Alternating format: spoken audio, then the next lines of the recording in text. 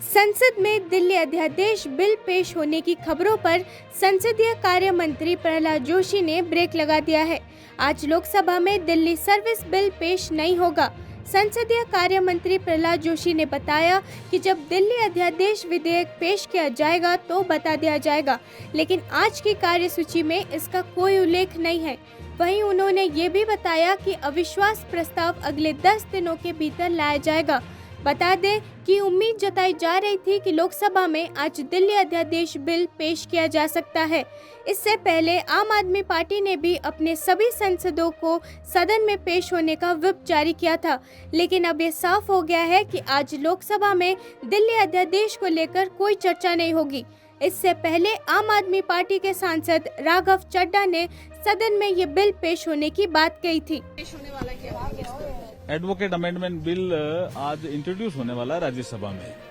देखिए, एक टाउट्स की एक प्रोविजन है सेक्शन 36 में, तो उसमें हम एडवोकेट अमेंडमेंट बिल ला रहे हैं। उसमें उस प्रावधान को हम रख रहे हैं, क्योंकि कचहरी में, कोर्ट में कुछ ऐसे लोग होते हैं जो जजों को भी प्रभावित करते हैं, वकीलों को भी प्रभावित करते हैं, लिटिगेंट को भी प्रभावित करते हैं। उनसे सावधान रहने की जरूरत है, तो वो बिल इंट्रोडक्शन के लिए आज लगा हुआ है। सर, अपोजिशन ये कह रहा है कि केंद्र सरकार और प्रधानमंत्री नरेंद्र मोदी मणिपुर के मामले में फेल। देखिए, मैंने तो लोकसभा में पिछली बार पढ़ा कि सप्ताह में आएगा, मैंने तो पढ़ा है कि ऑर्डिनेंस 10 दिन में शेड्यूल है, 10 दिन में होना चाहिए। ऑर्डिनेंस नहीं, देखिए ऑर्डिनेंस नहीं, वो नो कॉन्फिडेंस मोशन रूल्स 198 के तहत वो लाए। उसमें लिखा हुआ भी है कि 10 दिनों में स्पीकर साहब इसकी विभिन्न दलों से बात करके चर्चा की तिथि तय करेंगे। तो अब 10 दिन कहाँ हुए, लेकिन मनीष तिवारी जी ने एक कॉल एंड सख्दर को कोट किया है। सीमा सुरक्षा बल जवानों ने पंजाब पुलिस के साथ एक संयुक्त तलाशी अभियान में आज तरन जिले के गांव खेमकरन के पास खेत से एक पाकिस्तानी ड्रोन के साथ पीले टेप में लिपटी लगभग 3 किलोग्राम वजन की हेरोइन की एक बड़ी खेप बरामद की।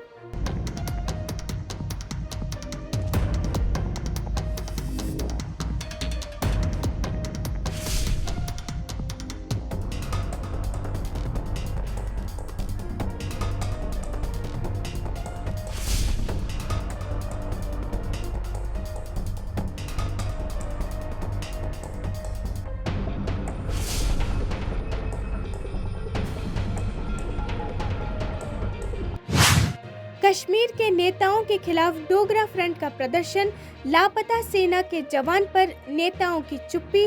कश्मीर में लापता सेना के जवान पर सामने न आने वाले कश्मीरी नेताओं महबूबा मुफ्ती, फारूक अब्दुल्ला के खिलाफ डोगरा फ्रंट ने आज विरोध प्रदर्शन किया। बीजेपी नेता पीयूष गोयल ने कहा कि विपक्ष रोज मणिपुर पर चर्चा की बात करते हैं, लेकिन रोज भागते हैं। आज हमने 2 बजे चर्चा के लिए कहा था और विपक्ष के लोगों ने भी चर्चा की मांग की थी, लेकिन विपक्ष के रुख को आपने देखा कि वो चर्चा से भाग रहे हैं। वहीं एजीपी सांसद वीरेंद्र कुमार ने कहा कि नॉर्थ ईस्ट के बीजेपी सांसद होने के नाते हम मांग कर रहे हैं कि आप मणिपुर के मामले पर चर्चा कीजिए, लेकिन वो चर्चा से भाग रहे हैं। मणिपुर मामले पर राजनीति नहीं होनी चाहिए। हम मणिपुर के मामले पर चर्चा के लिए अभी तैयार है। ये एक गंभीर मामला है।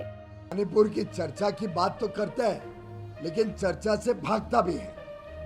आज माननीय अध्यक्ष जी ने अनुरोध किया कि आज ही 2 बजे शुरू किया जाए मणिपुर की चर्चा, और उसी के तहत आज चर्चा अनाउंस की गई।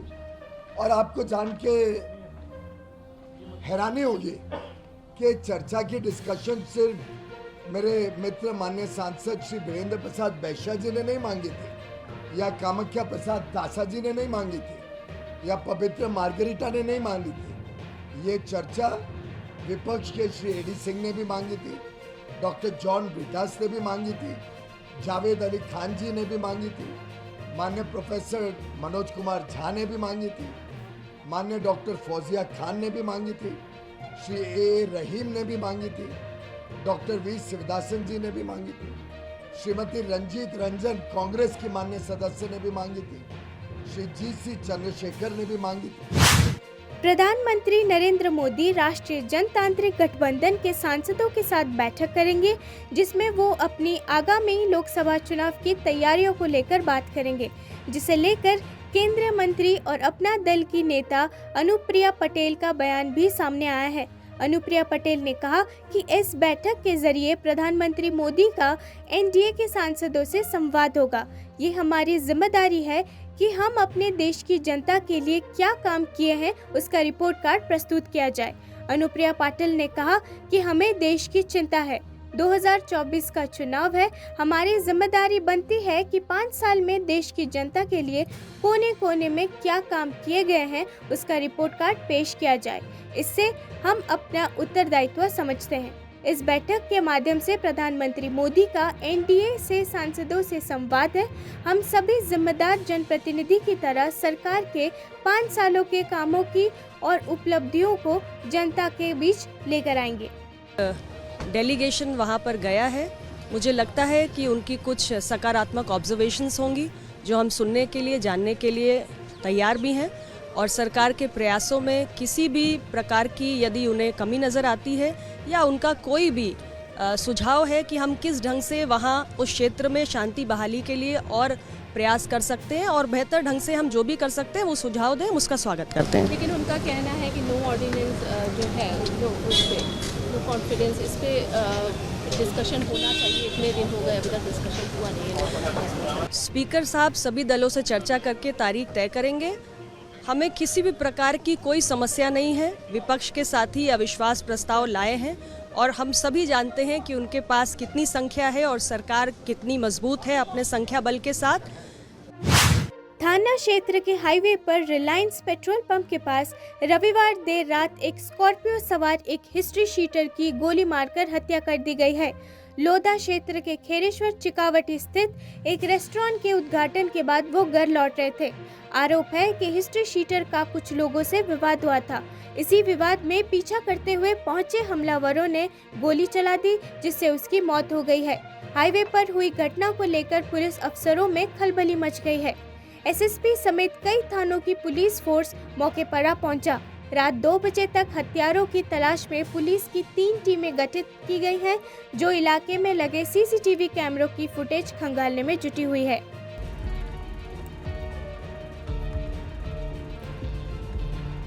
थाना गभाना के कनोई कट पर आज मध्य रात्रि के करीब एक व्यक्ति की हत्या कर दी गई है। मौके पर जाकर जांच की गई तो यह तथ्य प्रकाश में आया कि थाना लोधा में एक होटल पे इनॉग्रेशन का प्रोग्राम था। वहां पर मृतक का एक पंकज नामक व्यक्ति के साथ में कुछ वाद विवाद हुआ था। उसी के बाद यह घटना कारित की गई है। इस घटना के पूर्व 3-4 दिन पूर्व भी मृतक का पंकज नामक व्यक्ति से झगड़ा हुआ था।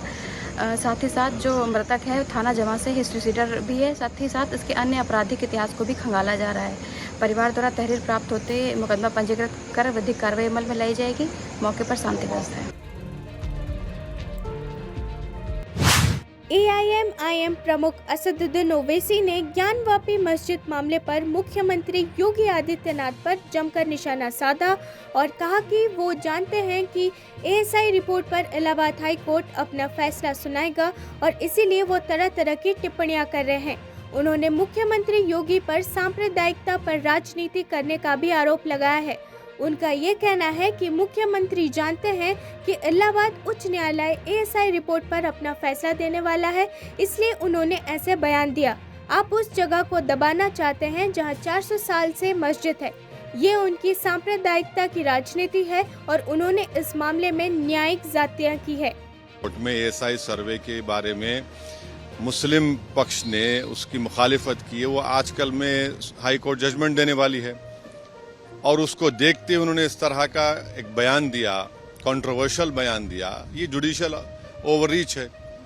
दूसरी बात यह है कि प्लेसेस ऑफ वर्शिप एक्ट 1991 है, जो 15 अगस्त 1947 को जिस समुदाय की मस्जिद थी, मंदिर थी, बौद्ध समाज की थी, ईसाई सिखों की, वो रहेगी।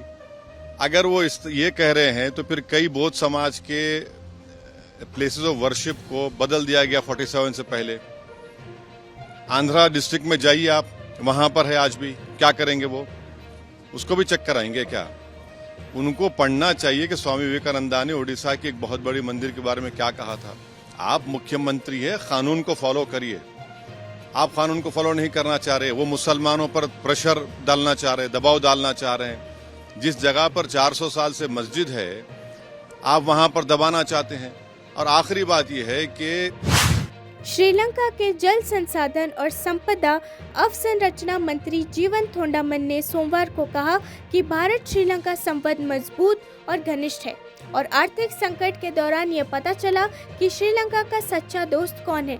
उन्होंने इस बात पर जोर दिया कि मछुआरों के मुद्दे का स्थायी समाधान भारत श्रीलंका सांस्कृतिक और आर्थिक संबंधों के लिए महत्वपूर्ण है। मीडिया से बात करते हुए थोंडामन ने कहा कि मैंने अपनी एक सप्ताह की भारत यात्रा पूरी की। पिछले हफ्ते श्रीलंका के राष्ट्रपति रानिल विक्रमसिंघे के साथ हमने दिल्ली में प्रधानमंत्री नरेंद्र मोदी से मुलाकात की। प्रधानमंत्री मोदी के साथ बैठक में हमने कई मुद्दों पर चर्चा की और MOS नवीकरणीय क्षेत्र में हस्ताक्षर किए गए। उन्होंने कहा कि आर्थिक संकट के दौरान पूरी दुनिया को पता चल गया कि श्रीलंका का सच्चा दोस्त आखिर कौन है। அவர்கிட்ட பேசும்போது அவரும் இந்த விஷயம் சம்பந்தமாக தெளிவுபடுத்தினார். இந்தியாவை பொறுத்த வரைக்கும் இந்த பாட்டம் லைன் ட்ராலர்ஸ் அதிகமான அளவு பாதிக்கிறாங்க. பாட்டம் லைன் ட்ராலர்ஸ் வந்து மேரிடைம் கன்வென்ஷன் பிரகாரம் சட்டவிரோதமானது. ஸோ ஆகவே தான் நாங்கள் வந்து பாட்டம் லைன் ட்ராலர்ஸை வந்து ஏற்றுக்க முடியாதுன்னு சொல்கிறோம். ரெண்டாவது விஷயம், சில மோட்டர் போட்ஸ் குழந்தைகள் வந்து இலங்கையோட வாட்டர் பார்டர்ஸ்குள்ளார வந்திருக்கு. அப்படி வரும்போது அதையும் வந்து நாங்கள் வந்து சீஸ் பண்ணியிருக்கோம். இப்போ அது சம்பந்தமாக இப்போ 3 மணி இன்னைக்கு கேபினெட் அமைச்சரவை இருக்குது. அமைச்சரவையிலையும் நான் இதை வந்து ஜனாதிபதி கிட்ட தெளிவுபடுத்துகிறேன். இதுக்கு கட்டாயம் ஒரு தீர்வு எடுக்கிற முறை எப்படின்னா ஒரு பொறிமுறையை ஒன்று உருவாக்கியாங்க. ஏன்னா நிறைய பேருக்கு புரியாத விஷயம் என்னன்னா, கிட்டத்தட்ட ஆயிரக்கணக்கான வருஷமாக இந்தியாவுக்கும் இலங்கைக்கும் இன்னைக்கு அந்த கனெக்டிவிட்டி இருந்திருக்கு. ஆனால் கடந்த 50 வருஷத்துல தான் இது அரசியலாக மாதிரி இவ்வளோ பிரச்சனைகள் ஆகுது. ஆகவே நம்ம வந்து கலாச்சார ரீதியாகவும் சரி, பொருளாதார ரீதியாக சரி ஒரு கனெக்டிவிட்டி இருந்தாங்க. இதுதான் ஜனாதிபதியும் பிரதமர் மோடி அவர்கள்கிட்ட சொல்லுங்க. ஸோ இது மட்டும் இல்லாமல் நாங்கள் வந்து முதல்வர் அவர்கள்கிட்ட ஒரு விஷயமும் சொல்லியிருந்தோம். இந்த மலையக மக்கள் வந்து கிட்டத்தட்ட 200 வருஷத்துக்கு முன்னால் தமிழகத்தில் இருந்த அடிமைகளாக அங்கே போய் இன்னைக்கு இலங்கையில் வந்து இலவச சுகாதாரம், இலவச கல்வி இருக்குன்னா அது வந்து மலையக மக்கள்। कर्नाटक के उप मुख्यमंत्री DK शिव कुमार ने पार्टी आलकमान द्वारा कर्नाटक के नेताओं के साथ बुलाई गई बैठक पर कहा कि उन्हें 2024 के संसदीय चुनावों के लिए कार्य योजना को अंतिम रूप देना है और उन्होंने सभी को जिम्मेदारी तय करने का भी फैसला किया है। DK शिव कुमार ने कहा कि हमें 2024 संसदीय चुनावों के लिए कार्य योजना को अंतिम रूप देना है। मैं सभी नेताओं की जिम्मेदारी तय करना चाहता हूं कि कैसे उम्मीदवारों का चयन करना है और उम्मीदवारों को चुनने के लिए मानदंड तय करना है। इस बैठक के लिए सभी वरिष्ठ नेताओं को दिल्ली बुलाया गया है। We have to finalize the plan of action for our parliament, how to go ahead with the parliament. I want to fix the responsibility for all the leaders for the parliament election and the ticket process.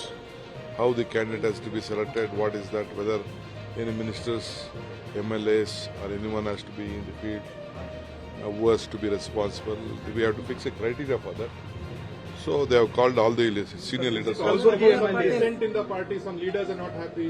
Nothing. There is no dissent. There is no this one. Some of the leaders had given a request to call for a CLP because that day. Haryana के मुख्यमंत्री मनोहर लाल ने शहीद उधम सिंह के शहीदी दिवस पर कुरुक्षेत्र में आयोजित राज्य स्तरीय समारोह में बतौर मुख्य अतिथि शिरकत की। इस दौरान उन्होंने शहीद उधम सिंह के चरणों में नमन किया और कहा कि उधम सिंह जैसे बलिदानियों की वजह से आज हम खुली हवा में सांस ले रहे हैं। कार्यक्रम में उपस्थित जन समूहों को संबोधित करते हुए मुख्यमंत्री ने कहा कि ये प्रेरणा का विषय है कि आज़ादी के मतवाले शहीद उधम सिंह को श्रद्धांजलि देने हम यहाँ पहुँचे हैं। आज हम शहीद उधम सिंह के बलिदान को भुला नहीं सकते।